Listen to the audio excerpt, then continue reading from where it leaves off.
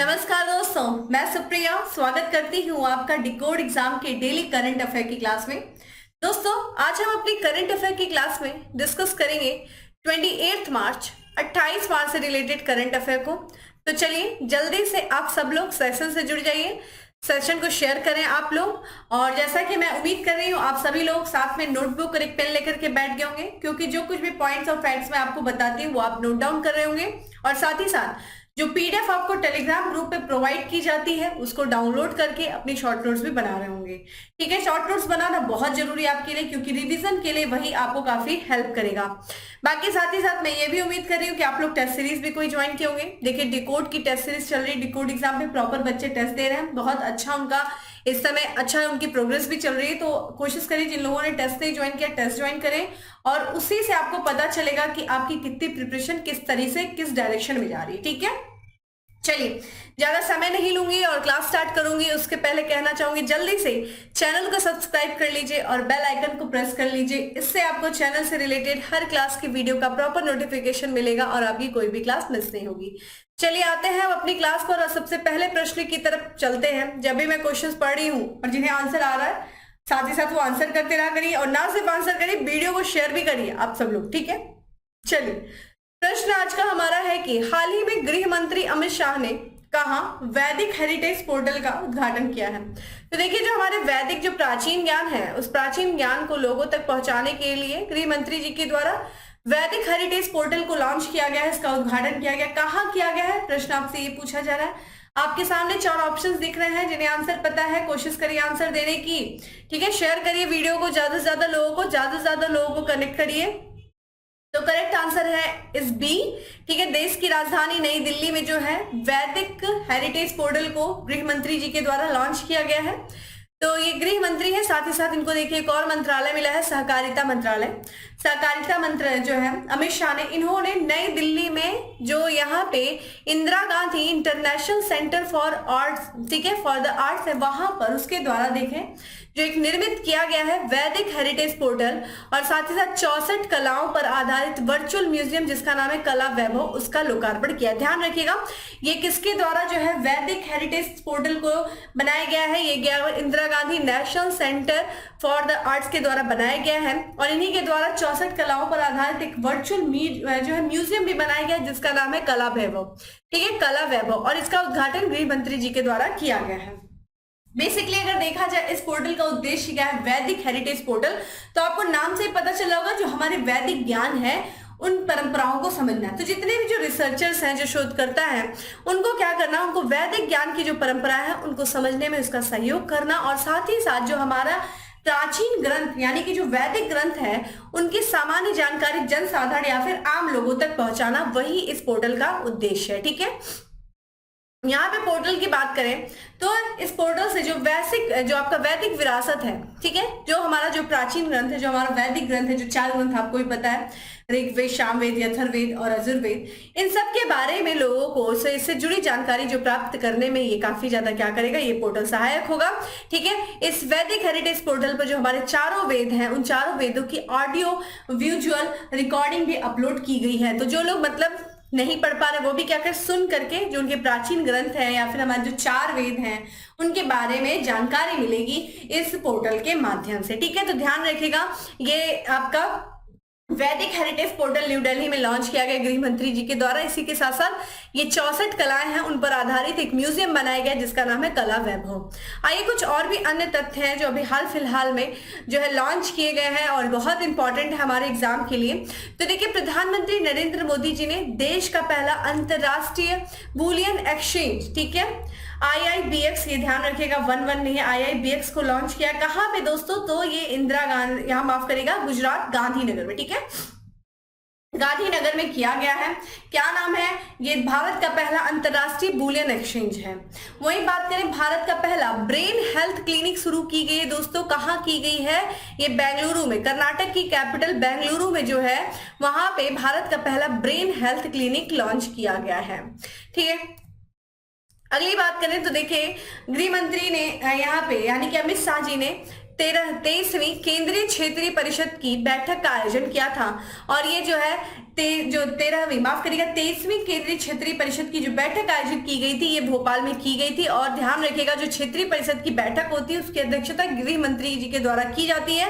और वर्तमान में हमारे होम मिनिस्टर कौन है दोस्तों, वो अमित शाह जी है। ठीक है, तो इन्हीं की अध्यक्षता में किया गया था भोपाल में। ठीक है, भोपाल कैपिटल किसकी, मध्य प्रदेश की। ठीक है, ये चीज ध्यान रखिए, कैपिटल याद करिए। कैपिटल ना सिर्फ नेशनल इंटरनेशनल जो कंट्री जो है न्यूज वगैरह में रहती हैं उनको भी आप उनके कैपिटल और करेंसी ध्यान से देखा करिए। अगला है भारत का पहला 3D प्रिंटेड मानव कार्निया विकसित किया गया है दोस्तों। वो किया गया है, किसके द्वारा किया गया है, तो ये IIT हैदराबाद और सेंटर फॉर सेलुलर एंड ठीक है मॉलिक्यूलर बायोलॉजी के जो वैज्ञानिक है, बायोलॉजी के जो वैज्ञानिक है उनके द्वारा जो है ये भारत का पहला 3D प्रिंटेड मानव कार्निया विकसित किया गया। चलिए आप मुझे कमेंट बॉक्स में आंसर करिए, जब हम आई डोनेट करते हैं, ठीक है, जब हम आंख नेत्रदान करते हैं तो नेत्र के कौन से भाग को जो है वो डोनेट किया जाता है, वो आप मुझे बताइए। और साथ ही साथ बताइए जो कार्निया होता है, जो हमारे आंख का भाग होता है, वो इनर पार्ट होता है या फिर आउटर पार्ट यानी कि बाहर क्षेत्र में स्थित होता है या फिर आंतरिक क्षेत्र में, ये आप मुझे कार्निया से जुड़ी हुई चीजें बताइए। ठीक है, चलिए अब हम बात करते हैं अगले प्रश्न की। और हमारा नेक्स्ट क्वेश्चन है कि निम्न में से किस संस्था या मंत्रालय द्वारा युविका UV विज्ञान कार्यक्रम, ठीक है, ये ध्यान रखिएगा, युविका यानी कि युवा वैज्ञानिक कार्यक्रम शुरू किया गया है। युविका कार्यक्रम शुरू किया गया है, किसके द्वारा किया गया है दोस्तों, नीति आयोग द्वारा, पृथ्वी विज्ञान मंत्रालय द्वारा, इसरो द्वारा या फिर DRDO द्वारा। दोस्तों तो देश का जो ध्यान रखिएगा अंतरिक्ष अनुसंधान केंद्र है जिसका नाम है इसरो, ठीक है, तो इसके द्वारा जो है युविका कार्यक्रम चलाया गया है। तो ये भारत अंतरिक्ष अनुसंधान संगठन है, ठीक है, इसरो, ठीक है, भारतीय अंतरिक्ष अनुसंधान संगठन। इससे ध्यान रखिएगा एक कार्यक्रम चलाया है जिसका नाम है युवा वैज्ञानिक कार्यक्रम। ध्यान रखिएगा युविका इसको कहते हैं, यानी कि यंग साइंटिस्ट प्रोग्राम जो चलाया गया है ये चलाया गया है इसरो के द्वारा चलाया गया है। उद्देश्य क्या है, नाम से ही पता चल रहा है, यंग साइंटिस्ट।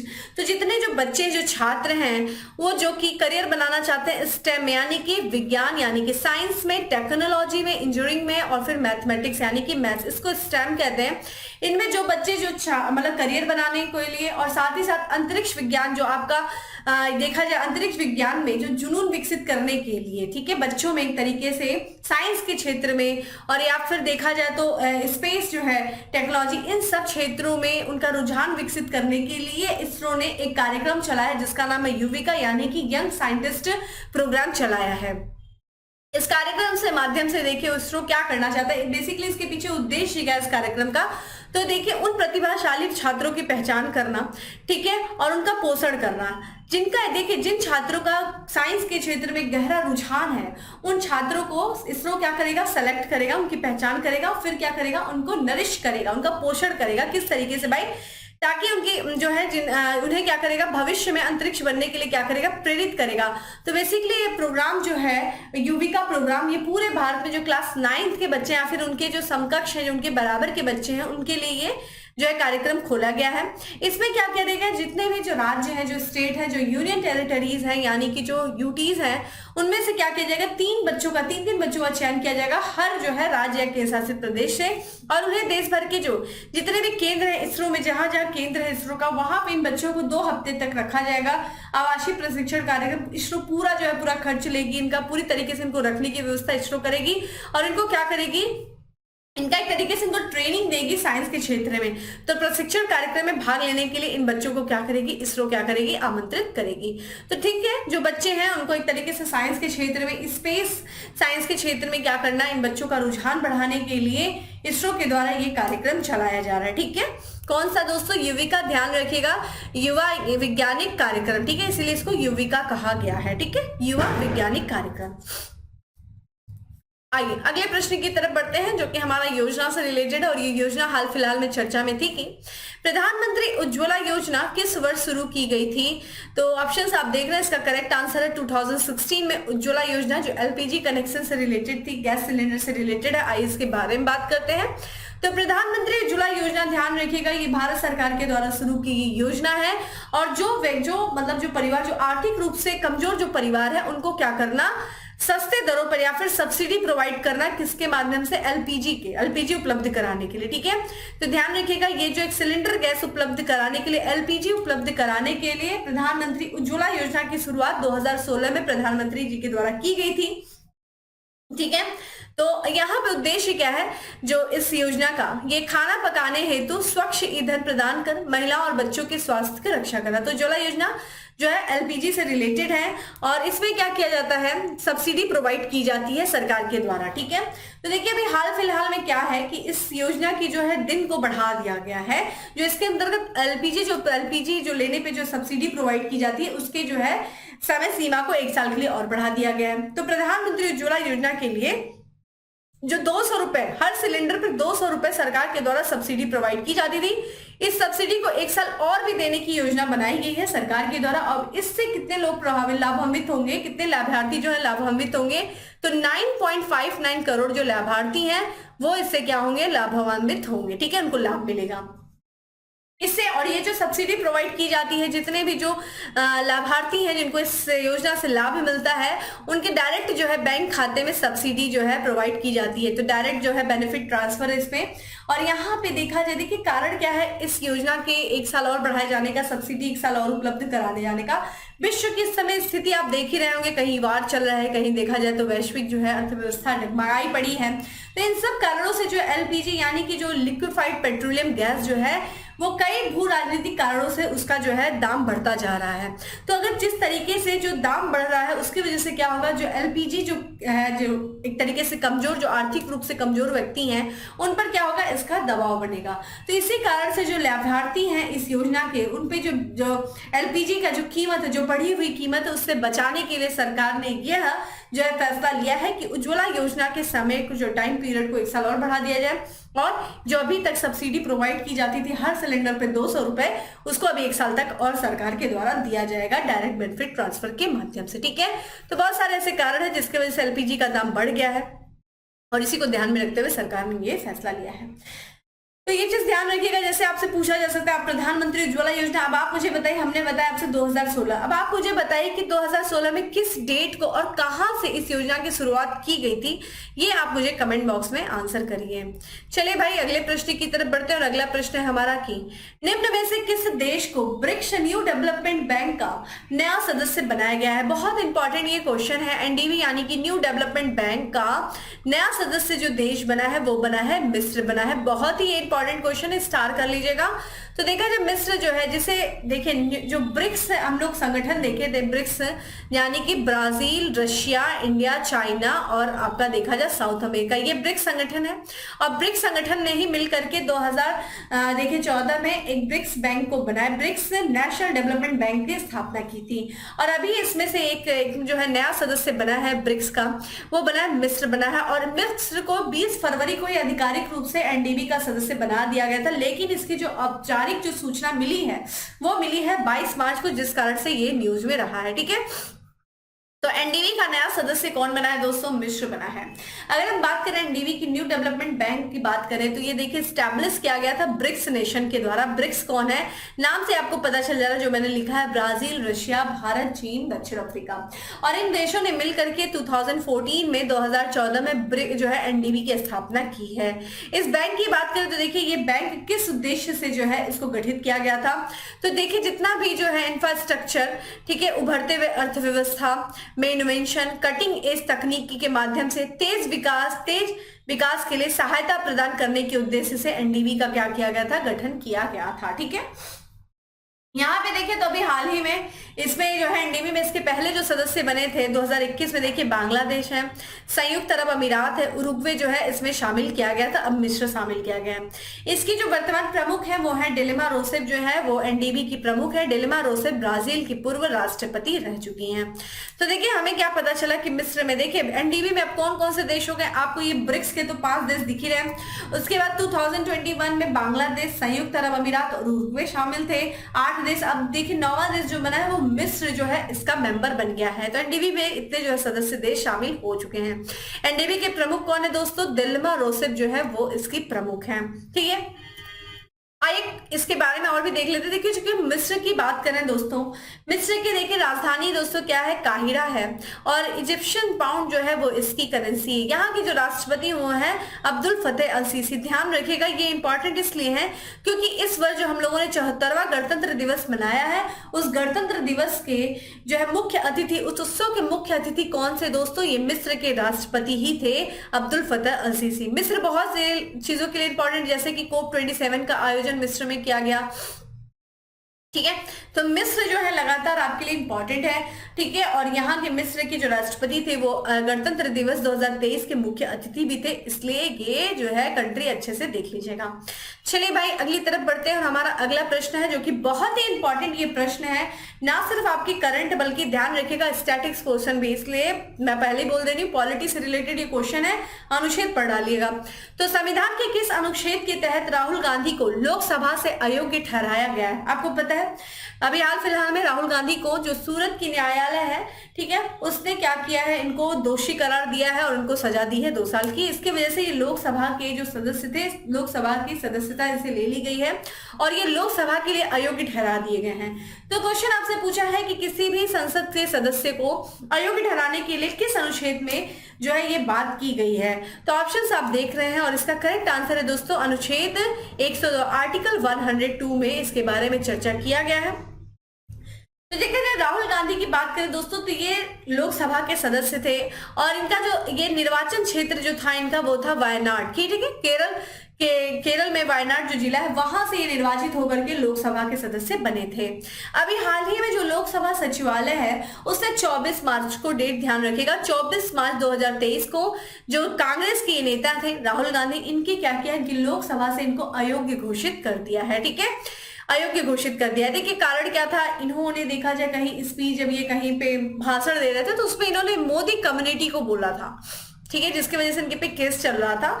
उसके बाद से जो है इनकी जो है सदस्यता को, चूंकि इतनी बार इन्होंने बोला, वीडियो भी थी, कितना बाइकआउट देखी, उसके बाद से इनकी सदस्यता को क्या कर दिया गया, लोकसभा निर्वाचन क्षेत्र, यहाँ पे इनको लोकसभा से अयोग्य घोषित कर दिया गया है। यहाँ पे जो राहुल गांधी ने जो इनको जो अयोग्य घोषित किया गया है वो लोकसभा अध्यक्ष ने देखिए इनकी अयोग्यता के जो फैसला लिया है वो संविधान के अनुच्छेद 102(1)(e) के तहत लिया है।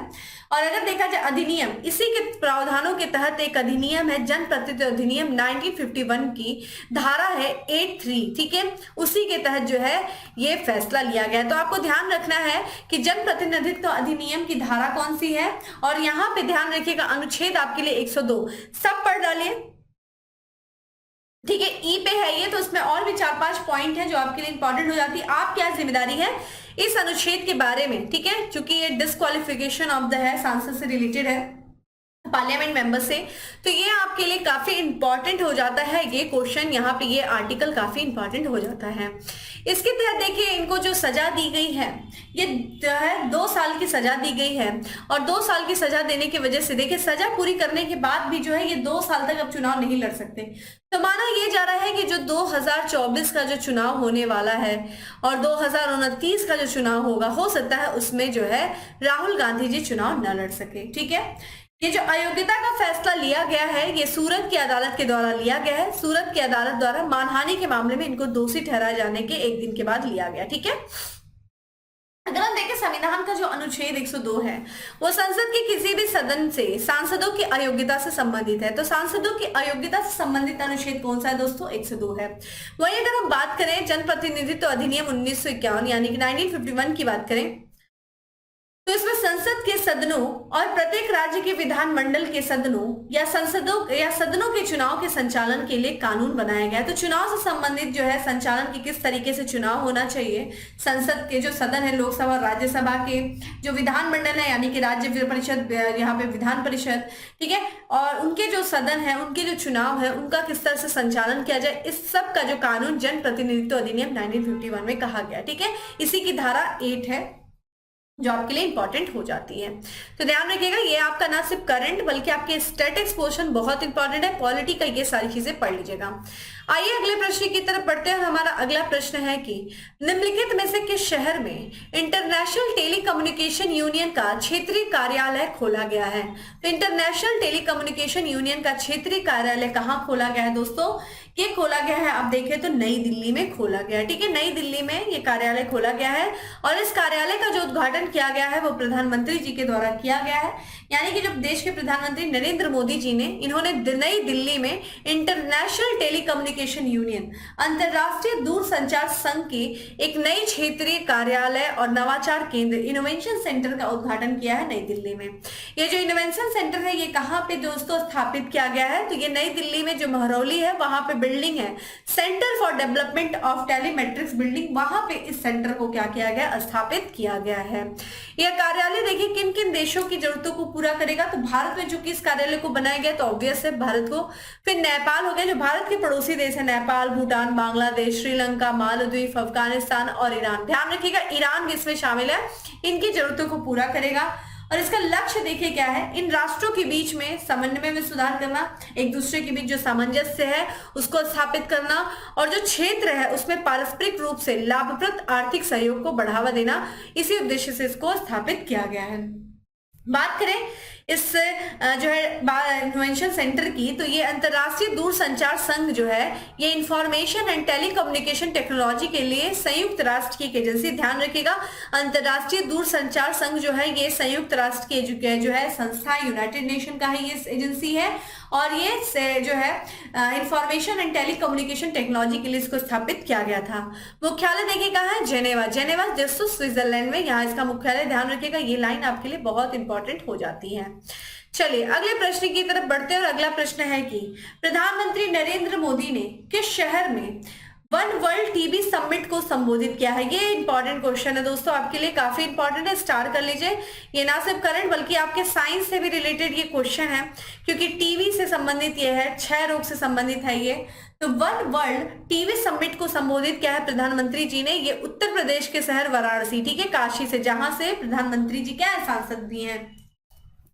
तो प्रधानमंत्री जी ने, ध्यान रखिएगा, देखिए विश्व क्षय दिवस हम मनाते हैं, ठीक है, कब मनाते हैं दोस्तों? 24 मार्च को वर्ल्ड ट्यूबरकुलोसिस डे का आयोजन किया जाता है, क्षय रोग दिवस मनाया जाता है 24 मार्च को। और 24 मार्च को ही ध्यान रखेंगे, यहाँ पे 2023 होना चाहिए था, 2024 लिखा, 22 लिखा है। 2023 को वाराणसी के रुद्राक्ष, ठीक है, ध्यान रखिएगा, रुद्राक्ष कन्वेंशन जिसको जापान के सहयोग से बनाया गया था, रुद्राक्ष कन्वेंशन सेंटर में वन वर्ल्ड टीबी समिट को क्या किया? इन्होंने संबोधित किया है। तो ध्यान रखिएगा, वाराणसी के रुद्राक्ष कन्वेंशन में वन वर्ल्ड टीबी समिट का आयोजन किया गया है, जिसको संबोधित प्रधानमंत्री जी ने किया है। कब किया गया इसका जो है समिट का आयोजन? 24 मार्च को। 24 मार्च को क्यों? क्योंकि हम इसी दिन वर्ल्ड ट्यूबरकुलोसिस डे को सेलिब्रेट करते हैं। जैसे हमने बताया कि इसी दिन हम लोग विश्व क्षय रोग दिवस मनाते हैं। तो विश्व क्षय रोग दिवस को चिन्हित करने के लिए इस समिट का आयोजन जो किया गया है किसके द्वारा? तो ये स्वास्थ्य परिवार कल्याण मंत्रालय और साथ ही साथ स्टॉप, ठीक है, स्टॉप टीबी पार्टनरशिप के द्वारा जो है इस शिखर सम्मेलन का क्या किया गया? आयोजन किया गया। इसी के साथ साथ कुछ अन्य पहल की भी प्रधानमंत्री जी के द्वारा शुरुआत की गई, जैसे कि लघु टीबी निवारक उपचार, टीबी, ठीक है, निवारक उपचार। यहाँ पे देखिए टीबी मुक्त पंचायत की आधिकारिक अखिल भारतीय शुरुआत, टीबी के लिए परिवार पर केंद्रित देखभाल मॉडल, भारत की वार्षिक टीबी रिपोर्ट 2023 भी जारी करने से कई अन्य पहल जो है वो प्रधानमंत्री जी के द्वारा शुरू की गई। इसके अलावा देखा जाए यहाँ पे कुछ और भी उद्घाटन प्रधानमंत्री जी के द्वारा किया गया, जैसे कि इन्होंने, प्रधानमंत्री जी ने वाराणसी में ही, ध्यान रखिएगा, राष्ट्रीय रोग नियंत्रण और उच्च रोकथाम प्रयोगशाला केंद्र की आधारशिला रखी। तो आपसे पूछा जा सकता है कि प्रधानमंत्री जी के द्वारा राष्ट्रीय रोग नियंत्रण और उच्च रोकथाम प्रयोगशाला केंद्र की आधारशिला कहाँ रखी गई? वाराणसी में ही रखी गई है। इतना ही नहीं, महानगर सार्वजनिक स्वास्थ्य निगरानी इकाई का स्थान का भी उन्होंने उद्घाटन किया है इस दौरान, ठीक है। तो ये आप ध्यान रखिएगा कि ये जो समिट हुआ है, one world TB summit Varanasi में हुआ है, प्रधानमंत्री जी के द्वारा इसका उद्घाटन किया गया है। देखिए इसी दौरान प्रधानमंत्री जी ने उन राज्यों को भी जो है सम्मानित किया जिन राज्यों ने टीबी के उन्मूलन में महत्वपूर्ण भूमिका निभाई है। तो टीबी के समाप्त करने की दिशा में जिन राज्यों ने अच्छा कार्य किया है या अच्छा प्रयास किया है, कुछ चुनिंदा राज्यों के शासित प्रदेशों को, और जो है उनको क्या करें, उनको सम्मानित किया गया प्रधानमंत्री जी के द्वारा, जिसमें से अगर हम राज्य केंद्र शासित प्रदेश स्तर पर देखें जो पुरस्कार प्राप्त किया है, तो राज्य के स्तर पर देखें कौन से राज्य ने, तो कर्नाटक ने और जम्मू कश्मीर ने। ठीक है, जम्मू कश्मीर केंद्र शासित प्रदेश, राज्य के स्तर पे कर्नाटक, और जो है केंद्र शासित प्रदेश के स्तर पे देखा जाए जम्मू कश्मीर ने। वहीं जिला स्तर पे देखा जाए तो नीलगिरी जो कि तमिलनाडु का जिला है, और यहाँ पे जो है पुलवामा और अनंतनाग जो कि जम्मू कश्मीर का जिला है। तो इन्होंने टीबी उन्मूलन के क्षेत्र में जो कार्य किया या जो प्रयास किया, इन प्रयासों को सम्मानित जो है प्रधानमंत्री जी के द्वारा किया गया। ठीक है, इतनी पॉइंट समझ में आ रही? क्लियर? यस और नो में बताइए। आइए थोड़ा सा हम लोग टीबी के बारे में देख लेते हैं, क्षय रोग के बारे में, यानी कि ट्यूबरकुलोसिस के बारे में देख लीजिए। देखिए, क्षय रोग के प्रति लोगों को जागरूक करने के लिए और साथ ही साथ ध्यान रखिएगा, ये जो एक वैश्विक महामारी, विश्व में ये सारी जगहों पे ये पाई जाने वाली महामारी है, और इस महामारी से निपटने के लिए दोस्तों जो है समय पर कार्रवाई करने के लिए, लोगों को जागरूक करने के लिए हम हर साल जो है 24 मार्च को विश्व क्षय रोग दिवस मनाया जाता है। और मैंने आपसे बार बार कहा है, जब भी हम डेज की बात करते हैं तो उस डेज से रिलेटेड थीम की बात हमारे लिए इंपॉर्टेंट हो जाती है। तो विश्व क्षय रोग दिवस यानी कि वर्ल्ड ट्यूबरकुलोसिस डे, इस वर्ष की थीम देखिए क्या है? हाँ, हम टीबी को समाप्त कर सकते हैं, ये इसका क्या था? थीम था।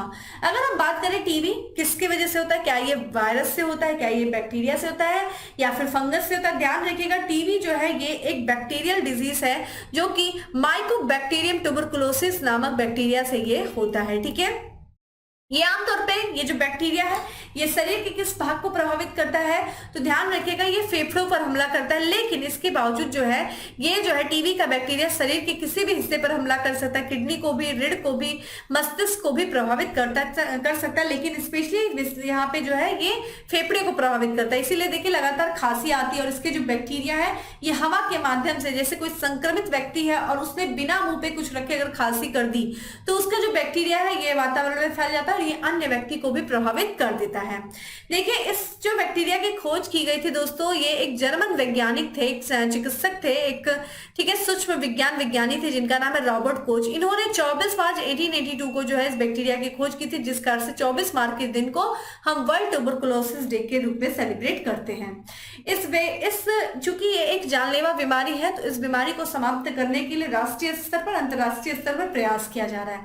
राष्ट्रीय स्तर पर भारत सरकार ने एक योजना चलाई है टीबी उन्मूलन के लिए, जिसका नाम है राष्ट्रीय सामरी योजना। ध्यान रखिएगा, ये टाइम पीरियड आपके लिए इंपॉर्टेंट है, 2017 से 2025। ठीक है, तो ये ध्यान रखिएगा, टीबी के उन्मूलन के लिए सरकार जो राष्ट्रीय सामरी योजना चलाई है उसका पीरियड 2017 से 2025 है, और इसी के तहत भारत सरकार ने ये लक्ष्य रखा है कि भारत से टीबी जो है, भारत को टीबी मुक्त कब तक कर दिया जाए दोस्तों, तो 2025 तक, जो कि वैश्विक लक्ष्य से 5 साल पहले ही है। क्योंकि अगर हम देखें यूनाइटेड नेशन का ये जो एसडीजी गोल है, ठीक है, ये जो अब देखा जाए हमने बताया था 17 गोल है, जिसमें से गोल नंबर जो 3 है जो कि हेल्थ से रिलेटेड है, स्वास्थ्य से रिलेटेड है, उसी का लक्ष्य है 3.3। ठीक है, इस 3.3 में एसडीजी गोल 3.3 में कहा गया है कि टीबी महामारी को समाप्त करना 2030 तक। ठीक है, तो अगर आप देखें कि एसडीजी गोल जो है 3.3, उसमें जो टीबी को समाप्त करने के लिए वैश्विक स्तर पे जो लक्ष्य रखा गया है वो 2030 रखा गया है। भारत सरकार ने अपना लक्ष्य 2025 रखा है। और ध्यान रखिएगा, ओवरऑल विश्व में जितने भी टीबी के केसेस मिलते हैं उसका 30% भाग जो है वो भारत में पाया जाता है। ठीक है, तो भारत में बहुत ज्यादा इसके केसेस हैं, लेकिन लगातार इसको प्रयास किया जा रहा है इसको समाप्त करने का।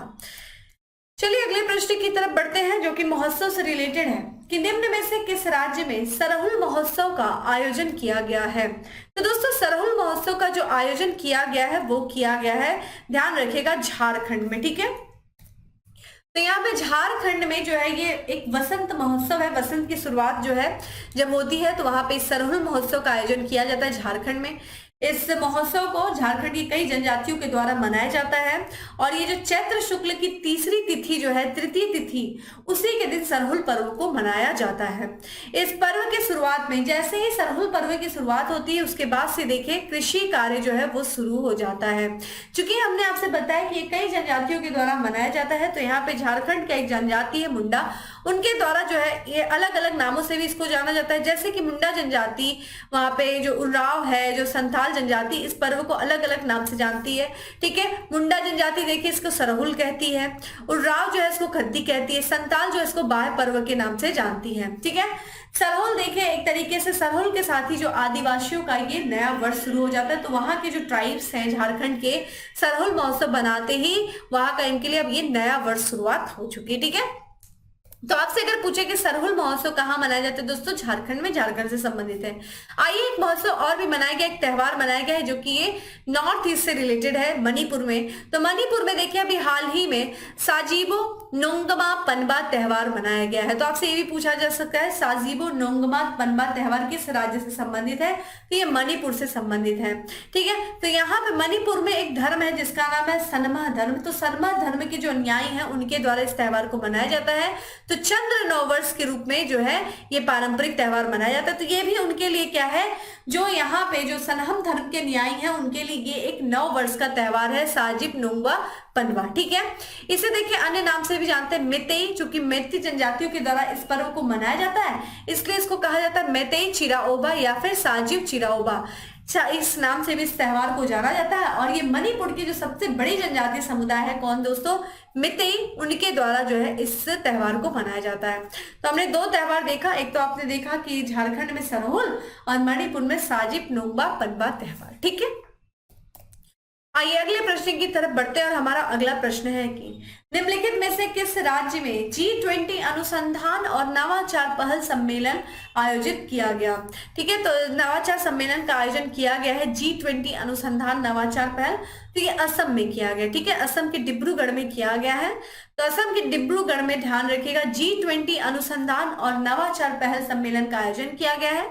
इसमें देखिए इस सम्मेलन के दौरान बहुत से जो विशेषज्ञ लोग थे उनके बीच में एक विचार विमर्श किया गया। तो सम्मेलन में जो संसाधन है उसका किस तरीके से जो है अच्छे तरीके से इस्तेमाल किया जाए, दक्षता के साथ इस्तेमाल किया जाए, स्थिरता के साथ। इतना ही नहीं, क्या क्या जो है कार्बन उत्सर्जन में कमी लाने के लिए, कमी सुनिश्चित करने के लिए जो हमारे एक चक्रीय जो जैव अर्थव्यवस्था है उसको बनाने के या फिर उसको बढ़ावा देने को के तरीकों को अपनाने के लिए इस सम्मेलन में क्या किया गया, विचार विमर्श किया गया।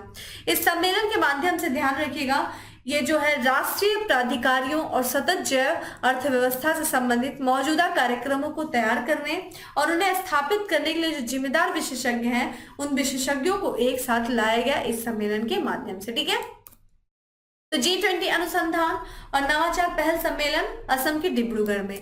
आइए कुछ और भी पहल देख लेते हैं जो भी हाल फिलहाल में असम या फिर अन्य राज्यों से रिलेटेड है। जैसे कि भारत का पहला ई मछली बाजार ऐप जिसका नाम है फिश वाले, वो लॉन्च किया गया है दोस्तों। कहाँ पे, तो ये असम में लॉन्च किया गया। असम की सरकार के द्वारा जो है भारत का पहला ई मछली बाजार ऐप लॉन्च किया गया। क्या नाम है इस ऐप का, फिश वाले। वहीं पहला जो है नागा मिर्च महोत्सव का आयोजन किया गया। कहाँ किया गया, नागालैंड में।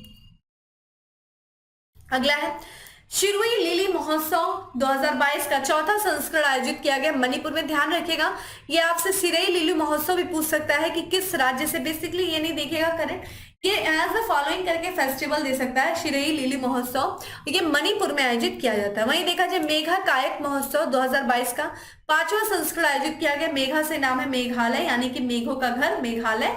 ठीक है, चलिए आप मुझे बताइए कि विश्व में सर्वाधिक वर्षा वाला क्षेत्र कौन सा है, कहाँ सबसे ज्यादा वर्षा होती है और जिस क्षेत्र में होती है किस मतलब पहाड़ पे वो स्थित वो क्षेत्र है, आप मुझे वो भी बताइए। किस रेंज में वो आता है आप मुझे कमेंट बॉक्स में बताइए। अगला है नदियों में night navigation mobile app launch करने वाला देश का पहला राज्य बन गया है। कौन दोस्तों, असम है। वही देखिए असम से रिलेटेड अभी इंपॉर्टेंट है कि हाल ही में मुख्यमंत्री हेमंत बिश्व, जो कि कहाँ के मुख्यमंत्री दोस्तों, असम के जो मुख्यमंत्री हैं, उन्होंने life style mission life style for environment life शुरू किया। कहाँ, असम में। ठीक है, तो ये था कुछ इंपॉर्टेंट चीजें। अब बात करते हैं हम अपने आज के लास्ट क्वेश्चन की हाल ही में चर्चा में रहा समस्तपुर पश्चिम बिहार किस राज्य में। इंपॉर्टेंट है, स्टार क्वेश्चन कर लीजिए क्योंकि ये ध्यान रखिएगा उत्तर प्रदेश में है ये, और उत्तर प्रदेश से है तो चूंकि ये उत्तर प्रदेश स्पेशल भी है और करंट भी है आपका, इसलिए ये स्टार क्वेश्चन कर लीजिए क्योंकि समस्तपुर पश्चिम बिहार जो है वो अभी हाल फिलहाल में चर्चा में रहा है। तो समस्तपुर पश्चिम बिहार देखिए उत्तर प्रदेश में किस जिले में दोस्तों, रायबरेली जिले में है। ठीक है, तो इसमें देखिए ये चर्चा में क्यों है, तो देखिए जो उत्तर प्रदेश का राजकीय पक्षी दोस्तों कौन सा है, सारस क्रेन। तो सारस क्रेन को जो है समस्तपुर पश्चिम बिहार में भी छोड़ा गया है जिस कारण से ये चर्चा में है। सारा स्क्रीन की बात किया जाए दोस्तों तो इसका वैज्ञानिक नाम क्या है, ग्रस एंटीगोना जो है ये इसका वैज्ञानिक नाम है और ये दुनिया का सबसे बड़ा उड़ने वाला पक्षी है। लंबाई देख लीजिए क्या है, 152 से लेकर के 156 सेंटीमीटर। इसका पंख जो फैलते हैं वो 240 सेंटीमीटर फैलते हैं। आप तस्वीर इसकी देख सकते हैं। तो दुनिया का सबसे बड़ा ये उड़ने वाला पक्षी है सारस क्रेन, जो कि उत्तर प्रदेश का स्टेट बर्ड है। ठीक है, इसकी बात करें सारस की तो यहाँ पे ये वन जीव संरक्षण अधिनियम जो 1972 है उसकी अनुसूची 4 में इसको सूचीबद्ध किया गया है। वही अनुसूची यहाँ पे IUCN की जो रेड लिस्ट है उसमें इसको सुभेद्य कहा गया है। ये कहाँ पाया जाता है, तो मुख्य रूप से ये भारत में, दक्षिण पूर्वी एशिया में, ऑस्ट्रेलिया में जो है ये पाया जाता है। ठीक है, तो समस्तपुर पक्षी विहार। अब आप मुझे कमेंट बॉक्स में बताइए कि जो है उत्तर प्रदेश का सबसे पुराना पक्षी विहार कौन सा है। ठीक है, कमेंट बॉक्स में आप मुझे बताइए और किस जिले में है वो ये मुझे बताइए। आइए, उत्तर प्रदेश सरकार के द्वारा कुछ योजनाओं की शुरुआत किया गया, जैसे उत्तर प्रदेश गुणवत्ता संकल्प का शुभारंभ किया गया है उत्तर प्रदेश सरकार के द्वारा। तो ये जो संकल्प है उत्तर प्रदेश गुणवत्ता संकल्प, देखिए किसके किसके द्वारा शुरू किया गया है, किसके सहयोग से। तो यहाँ पे उत्तर प्रदेश सरकार और भारतीय गुणवत्ता परिषद है, उसने देखिए कुछ उद्योग जो संघ है उनके सहयोग से उत्तर प्रदेश गुणवत्ता संकल्प का शुभारंभ किया लखनऊ पे। और ये कौन है उद्योग संघ, तो ध्यान रखिएगा फिक्की। सबसे पहला एसोचैम, जिसे हम कहते हैं association chamber of commerce and industry of India, ASSOCHAM. दूसरा संघ है फिक्की यानी कि federation of Indian chamber of commerce and industry. अगला है इंस्टीट्यूट ऑफ यहाँ पे एसेसरीज ऑफ इंडिया और PhD chamber of commerce and industry. इन सब संघों के सहयोग से उत्तर प्रदेश सरकार और भारतीय गुणवत्ता परिषद इन्होंने मिलकर के लखनऊ में, ध्यान रखिएगा, उत्तर प्रदेश गुणवत्ता संकल्प, उत्तर प्रदेश गुणवत्ता मिशन का शुभारंभ किया है। तो ये उत्तर प्रदेश से रिलेटेड हमें 2 न्यूज सामने देखने को मिल रही है जो काफी इंपॉर्टेंट है। तो ये था आज का हमारा 10 MCQ।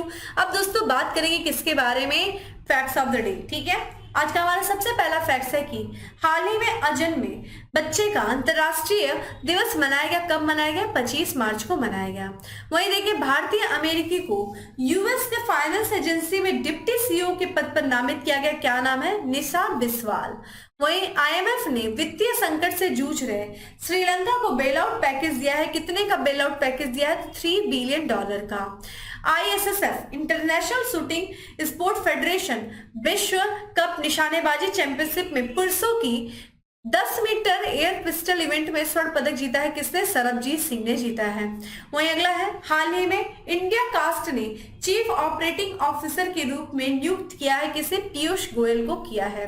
तो दोस्तों ये था आज का हमारा करंट अफेयर। उम्मीद करती हूँ चीजें अच्छी लगी है तो लाइक करिए, ज्यादा से ज्यादा लोगों को शेयर करें और साथ ही साथ डेली करंट अफेयर की जो PDF है जो आपको टेलीग्राम ग्रुप पे प्रोवाइड की जाती है, उसका लिंक आपको डिस्क्रिप्शन बॉक्स में दिया हुआ है, जाइए डाउनलोड करिए और अपनी शॉर्ट नोट्स बनाना शुरू करिए। ठीक है, चलिए फिर मिलेंगे अपने अगले सेशन में, तब तक के लिए bye, have a good day, stay safe and stay happy.